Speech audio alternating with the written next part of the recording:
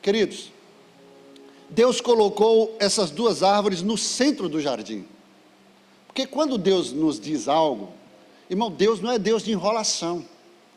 Deus faz você ter contato, ter consciência daquilo que Ele fala para você, para que você não venha se excusar depois. Se Deus pegasse essa árvore aqui e colocasse no fundo do jardim, no canto do jardim, aí Deus falou, vou botar aqui para facilitar o homem não pecar. Seria fácil, né? Mais fácil. Mas Deus não colocou no canto do jardim, porque o homem não anda pelos cantos, anda pelo menos pelo centro. Então, para ir pelo canto, ele passava pelo centro. Ele não ia fazer o redor, rodeando os cantos. Não. Deus coloca no centro exatamente para que ele tenha essa consciência, para que ele tenha contato. E que ele tenha essa consciência de que ele não pode comer ou eleger a árvore do conhecimento do bem e do mal. Estavam essas duas árvores, a árvore da vida, representava simbolicamente Jesus, e a árvore do conhecimento do bem e do mal, que representava o próprio Satanás. E ele tinha que escolher.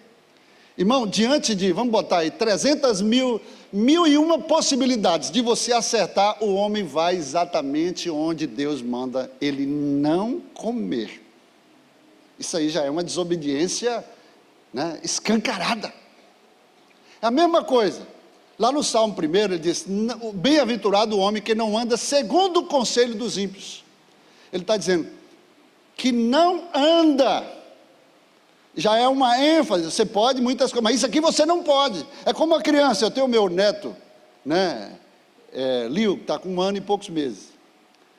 Aí ele aprendeu agora, a gente vai fazer alguma coisa, ele, não. Mas ele não fala sim, ele aprendeu não. Porque é uma ênfase, vai pegar na tomada, não pode pegar aí, você vai tomar choque. Não faça isso, meu filho, está sujo, não toque nisso. Então ele aprendeu não, é natural. Então ele já sabe que não pode, sim ou não? Não, eu não posso. Então Deus já construiu assim, essa ideia na nossa mente, você não pode comer do fruto dessa árvore, porque no dia que você comer, você morre. E aí o homem vai, irmão, e elege a árvore do conhecimento do bem e do mal. Porque na verdade, existia como existe 2 mundos, eu quero que você aprenda isso. Quantos mundos? O mundo físico e o mundo espiritual. O mundo visível e o mundo invisível. Só que, se ele elegesse a árvore da vida, irmãos, ele veria os 2 mundos automaticamente. Ele viria o mundo físico, como você está me vendo aqui, ó, olha como é que eu estou bonito, sim ou não?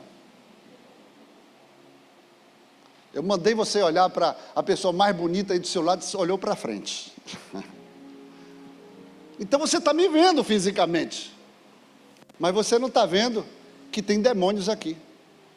Ué, pastor, tem demônio na casa do senhor? E como tem?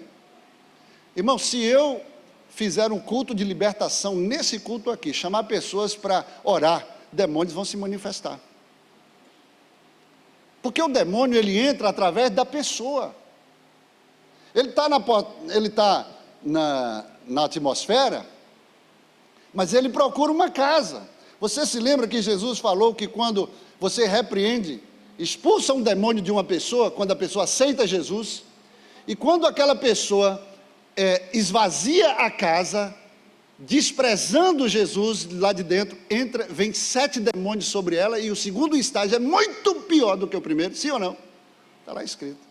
Então o demônio, ele entra através da pessoa. Se a gente for orar, vai se manifestar. Esse é o mundo invisível, mas eu sei que é real, sim ou não? E eu vou lhe dizer que o mundo invisível é mais real do que o mundo físico. Aqui você está vendo um copo com água. Você acredita que aqui é um copo com água? Sim, porque você está vendo.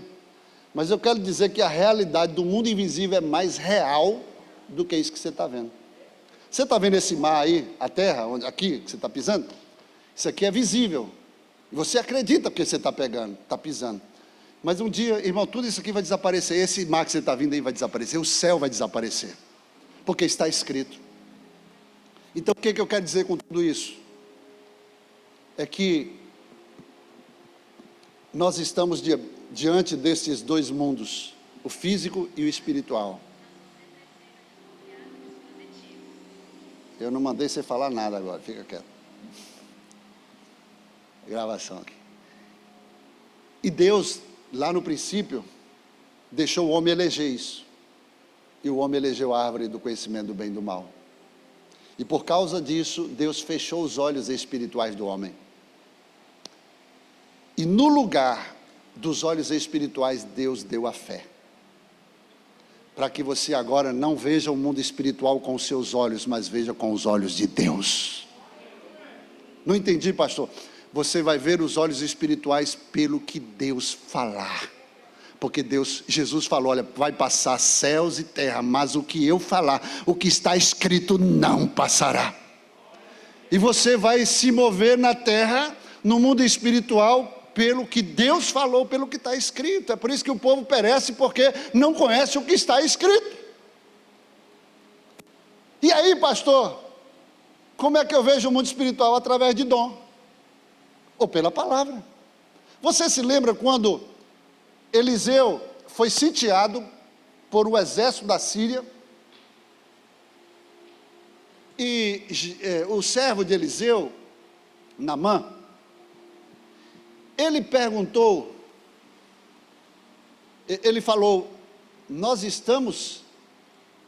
ele ficou perplexo com o exército que estava ali, que veio atrás de Eliseu. Ele enxergava o mundo físico, ele enxergou o exército, mas Eliseu enxergava também o mundo espiritual. Por isso que Eliseu não se abalou com o que ele viu, porque ele sabia que com o que ele estava enxergando no mundo espiritual, ele não precisava ser abalado, ele não precisava se preocupar, ele não precisava se angustiar ou até sofrer antes, como o peru de véspera. Aí ele chegou e disse, olha, maior são aqueles que estão conosco do que aqueles que estão se levantando contra nós. E ele simplesmente só fez uma oração, Deus abre os olhos espirituais, para ele enxergar o mundo espiritual, e ele abriu e ele viu aquele exército celestial com seus cavaleiros que estava à disposição ali de Eliseu. Por isso que a Bíblia diz que Deus coloca os anjos dele ao teu redor para te guardar e te livrar. Você pode não estar vendo os anjos, mas ele está te guardando. Nos momentos mais difíceis da tua vida, da tua história, você pode observar e presenciar isso, que foi a mão de Deus que te guardou. Você não viu o mundo espiritual, mas ele estava lá presente. Você se lembra aqui, para a gente fechar e encerrar, mas quem está gostando, diga amém. Você se lembra quando Jesus ressuscitou, com o corpo glorificado? Ele chegou no cenáculo pela primeira vez, e lá estavam os discípulos, mas não estava lá Tomé. Aí os discípulos viram, e disseram para Tomé, mas eu só acredito se eu ver. Incrédulo. Aí tá bom, aí Jesus já sabendo disso, queridos, aí Jesus foi novamente, pela segunda vez lá no cenáculo, e foi só para Tomé. E aí chegando ali, todo mundo já tinha visto, falou, Tomé, vem cá, toca aqui. Está vendo que eu não sou um fantasma? Isso revela que o corpo de Jesus é material, porém glorificado. Por que material? Que pode ser tocado. Se não pode ser tocado, é imaterial, sim ou não? Então, tem corpo, e o corpo é glorificado. Toca aqui, veja aqui, as marcas. Não é uma visão, Jesus falou. Assim também nós seremos. Tudo isso nos traz revelações. Aí Jesus falou, está vendo aqui as mãos que foram perfuradas, os pés? E aí Jesus falou, olha, só porque você está vendo, você crê, Tomé? Pois eu vos digo, bem-aventurados serão todos aqueles que não viram, mas creram. Você viu? Não. Mas você crê? Então você é bem-aventurado.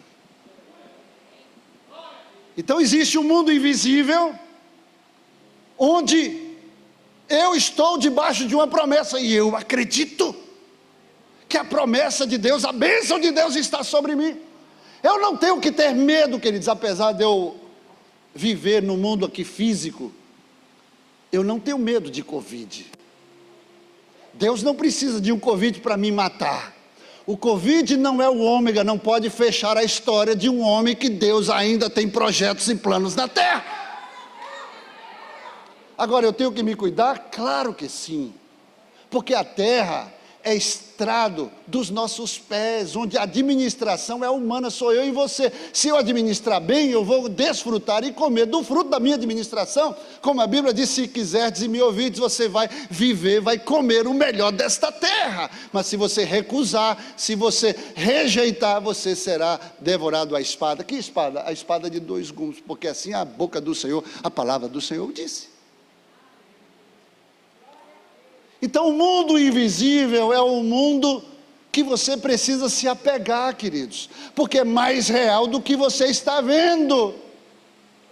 E aqui, pastor, por que você fez esse arrodeio todo? Eu fiz esse arrodeio todo para você entender o que a Bíblia está querendo lhe dizer nessa manhã. Que Ló, depois que Deus apartou os dois, porque não era propósito de Deus, teve contenda, e quando Deus não colocar alguém na sua vida, vai ter contenda. Você precisa identificar o nível de relacionamento que você tem com Deus, porque quando Deus falar alguma coisa para você, e Deus falar, é entre eu e você nem com seu esposo, nem com a sua esposa você vai compartilhar. Porque quando Abraão compartilhou, está aí o livro, o canal aí da Record aí, passando o Gênesis, você pode, né? Vamos ver lá, vamos conferir se está de acordo com a Bíblia, né? Você tem que conferir, não é simplesmente receber e achar que é aquilo ali, não, você tem que ler a Bíblia. Então Abraão recebeu uma promessa e disse que seria em Isaque, seria chamada a sua descendência. A promessa era sobre Isaque, mas Abraão ouviu a esposa. Você tem que ter o discernimento. Nem tudo que você ouve, você tem que colocar em prática. Você tem que ter vida com Deus. Você não pode ser massa de manobra de ninguém, você tem que ser massa de manobra de Deus. Porque a vontade dele é melhor na tua vontade. Amém? Ela é perfeita, se você aplicar na tua vida. Aí quando ouviu a esposa, aí veio Ismael. Irmão, desde aquele dia, você se lembra do cenário? Ismael estava caçoando de Israel, de Isaque. Já era Israel, né, o povo, como povo. Caçoando de Isaque. O que é caçoar? Isso é uma linguagem, né, rural, interiorana. Estava maltratando. Estava lá machucando. E o que aconteceu? Sara viu. E aí Sara chegou para Abraão e falou assim, olha, eu não quero mais o teu filho, olha, o teu filho junto com o meu. Olha,